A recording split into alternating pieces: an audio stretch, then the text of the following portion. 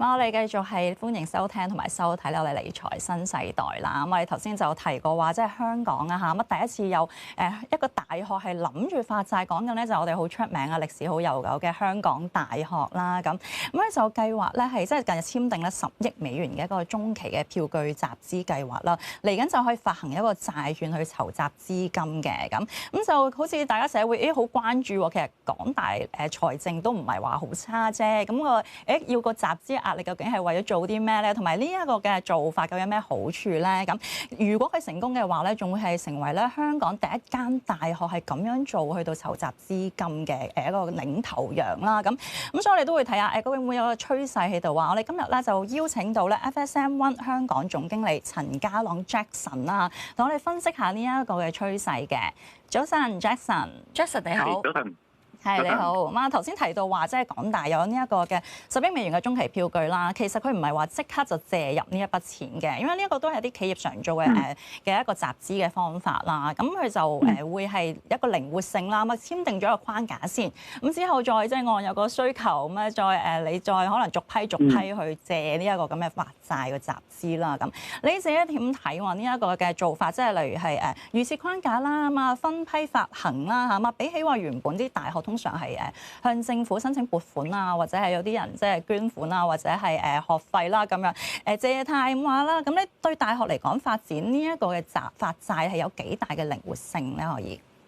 你講得冇錯啊！咁其實傳統嚟講咧，大學去攞到資金嘅來源，即係當然除咗佢自己收入之外啦，咁其實即係啱啱有講到，譬如政府嘅撥款啦，咁或者銀行貸款，其實呢一啲都係比較主要嘅，即係叫做資金嘅來源咯。咁但係咧，其實債券咧，其實個玩法有少少唔同嘅，因為債券就係啱啱咁講啦，其實佢一個中期嘅票據計劃咧，佢 set up 咗個框架。咁理論上嚟講啦，其實咧佢係 anytime 咧，其實佢想咧，佢就可以去發債嘅。咁佢大概個發債金額就唔可以超過佢 set up 個框架10億美金咯。咁但係咧，其實咧通常啦，我哋見到喺市場上啦，即係其實絕大部分嘅一啲企業啦，其實 set up 完呢一類型嘅叫做中期嘅票據計劃之後咧，其實都幾快就會開始去發債嘅，因為正常都唔會無啦啦 set up 咗啦，咁就但係又咩都唔做咁樣。咁所以其實我哋都會見到可能快起上嚟可能幾日啦，或者1個月咁樣耐啦，其實就已經會係公布一個發債嘅計劃咯。咁至於你問到個靈活性或者好處啦，咁其實都幾多嘅，因為理論上嚟講啦，如果你真係攞政府嘅撥款，其實要審批有好多嘅過程，有啲年期，亦都好難去控制得到啦，係啦。咁銀行貸款咧，其實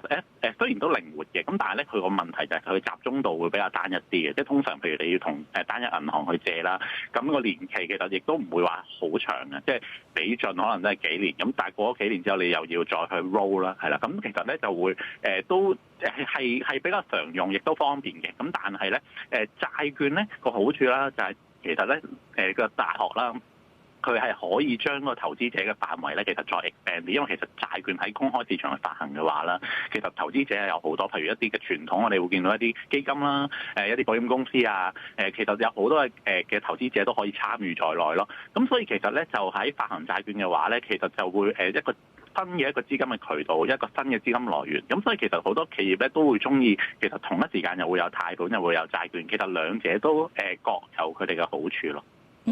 咁北部都會區咧，大學城未來10年嘅發展嘅重點啦，係咁政府就話提供100億港元嘅貸款，需要咧由11間院校咧去攤分嘅。咁發行即係如果有啲長債啦，10年甚至40年嘅話咧，會唔會可以即係幫到發展即係北部都會區呢個大學城咧？同埋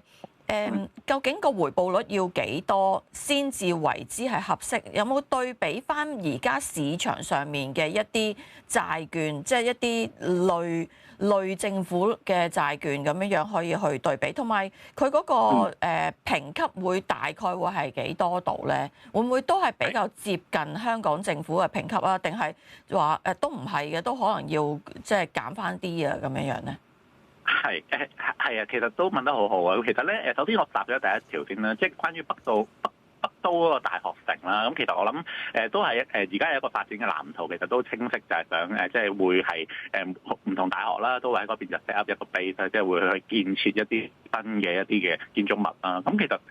你啱啱有講到，即係政府其實都會提供100億嘅貸款啦。咁但係其實實際就係要攤分嘅。咁好老實咁講，其實唔多嘅。即係譬如之前科大都有講，即係佢話佢要起一個第3間嘅醫學院啦。其實都講緊係要超過可能接近70億咁樣咯。咁所以其實如果真係一啲大學要去搬，即係真係喺嗰邊去 expand 咧，咁其實理論上咧嗰100億咧係真係唔會好夠分咯。咁所以其實你都講得好啱啊，就係咧，即係如果係喺嗰個大學真係需要，即係假設啦，如果佢哋唔用自己嘅收入或者盈餘去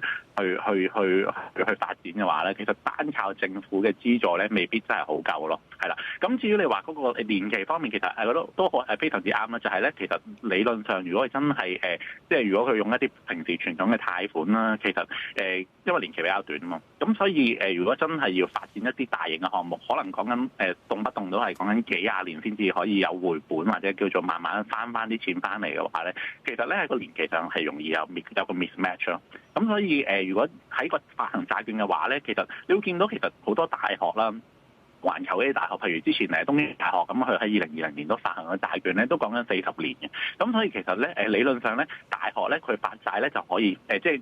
其實係發債嗰個長度係可以長啲，係啦，係可以長啲嘅。不過咧今次講翻港大呢一個 plan 啦，其實咧你啱啱有問到啲債券，譬如回報率啊，或者佢發行嗰個年期啦。咁其實理論上嚟講咧，因為作為第一次發債啦，咁其實咧唔肯定港大會發幾長，因為佢仲未正式公布佢計劃啦。咁但係我即係初步嘅估計咧，其實可能大約係都係估就係10年左右嘅。即係我覺得10年係最正常嘅。絕大部分嘅一啲嘅機構或者一啲無論係政府或者係一啲嘅泛政府嘅機構啦，其實咧佢哋發債都係會最少有一個 tranche， 我哋會都係大約係10年嘅。咁所以咧，我哋會覺得咧，即係可能係大約10年左右係會係一個最基本嘅發行嘅長度咯。咁至於個回報率係幾多咧？咁嗱理論上佢個票據計劃就係10億美元啦。咁但係佢融資嗰個嘅金額咧，而家初步估計咧，可能係講緊2至到30億港元嘅。咁如果佢真係以港元做 base 嘅話啦，咁其實我覺得係值得參考一下嘅，就係譬如我哋以機管局啦做一個例子啦。機管局就係一個即係都係一個比較高評級嘅一個機構啦。咁其實係接近係 double A 啦，2個 A 啦。咁其實如果係港元嘅話咧，5年其實大約2.8厘啦，10年咧就大約係3.1厘左右咯。係啦，咁但係我哋相信啦，因為港大作為第一次發債啦，咁亦都佢個評級方面咧，我唔肯定佢會個評級係即係我覺得應該未必有機管局咁高啦。咁可能係低1至到2個 tranche 咁，所以相應上都要喺個日價上面要提供翻可能大約20至到30個 bps 左右嘅一個嘅利保。咁可能如果以港元為例，咁差唔多3.3厘咁樣。咁我諗個吸引力會相對上高少少咯，係啦。你頭先都提到即係日本咧，東京大學嗰啲都有即係發債嘅呢嘅做法啦。咁其實外國仲有啲好知名嘅，例如哈佛啦、牛津、劍橋呢啲都係嘅。咁我哋香港你都有點名到話科大都起緊醫院啊、各樣啊，或者要進駐北部都會區，咁都好需要即係錢啦。其實除咗港大之外啦，會唔會預計嚟緊會更加多呢一啲嘅大學啊，或者高等教育學院咧，去跟隨呢個做法，會唔會成為一個趨勢咧？係其實咧係嘅，啱啱係咯，即係其實國際上嘅大學啦，一啲如果有以美國嘅大學為例咧，其實基本上都好多年歷史㗎啦，發債。咁即係其實發債真係一個非常非常傳統嘅手段嚟嘅，咁係即係完全冇乜特別。咁喺亞洲區其實比較新咯，即係啱啱講嘅東京大學咧，其實都係講緊2020，即係其實真係唔係好耐之前嘅，即先至係喺日本第一次就係第一間嘅大學啦，係真係公開咁發債去借錢咁樣。咁所以其實香港其實相對上係慢少少咯，咁但係你話係慢好多年，其實又唔係嘅，係啦。咁我覺得其實都係一個好好嘅節點去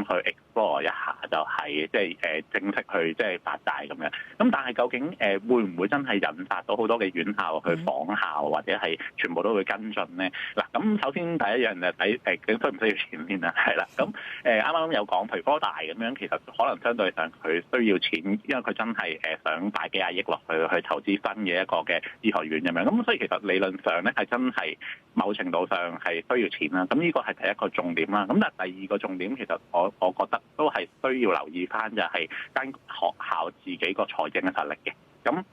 譬如我哋可以參考下啲唔同學校嘅盈餘啦，即係啲嘅收入啦咁樣。咁即係港大咧毫無疑問係 number one 嘅。咁其實佢哋都絕對係，即係佢哋賺嘅錢啦，佢哋嘅收入咧，其實講緊每年咧係都過百億嘅港紙啦。咁佢盈餘其實都係講緊差唔多有40幾億嘅喺最新嘅一年咁樣。咁相對上嚟講，其實其他大學就冇咁勁咯。咁如果要發債嘅話啦，咁其實佢哋都要衡量翻就係佢嗰個盈餘啦，究竟係咪真係可以支援到就係佢哋發債嘅金額係可以順利到還得到咁樣咯。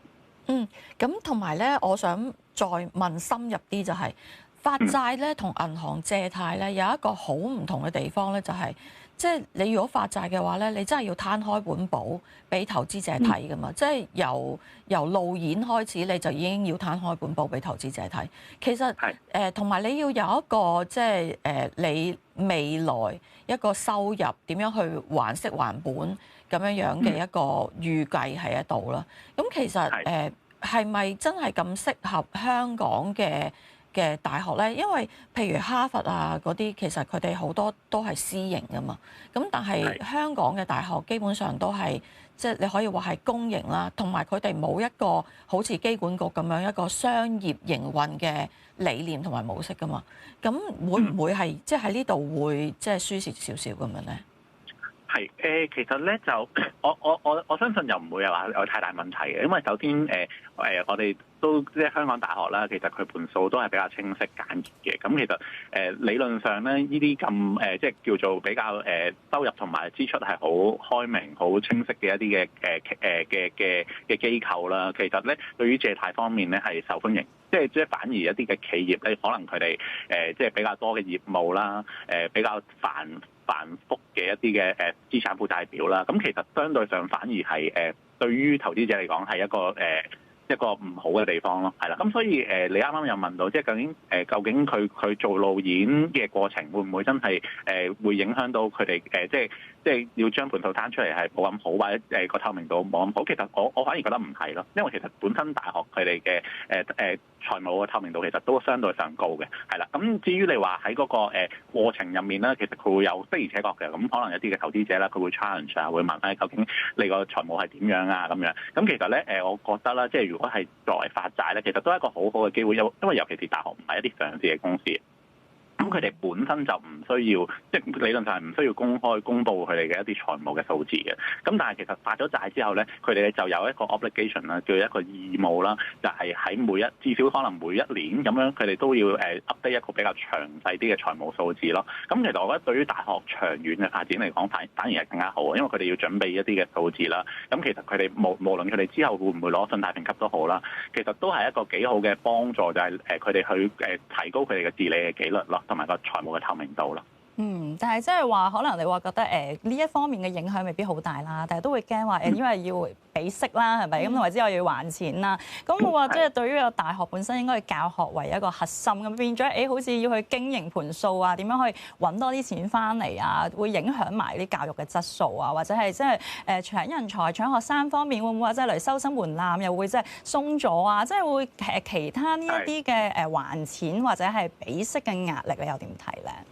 係我諗呢一部分咁，其實你銀行借貸都有息嘅。咁其實個息口，你話相對上會唔會差好遠咧？其實我覺得應該未必會差好遠嘅。咁所以呢一方面，我諗對於大學嚟講，其實佢哋都係做自己嘢嘅。咁其實佢哋而且以啱啱咁講，即係港大其實佢嘅盈餘都係好高啊。咁所以其實佢哋高到個水平咧，係其實如果你真係只係10幾20億，其實相對上係唔係一個好敏感，唔係一個好大嘅數字咯。咁所以你話會唔會真係影響到就係真係令到一間大學佢個 direction 會轉入變咗揾錢為主咧？咁我覺得可能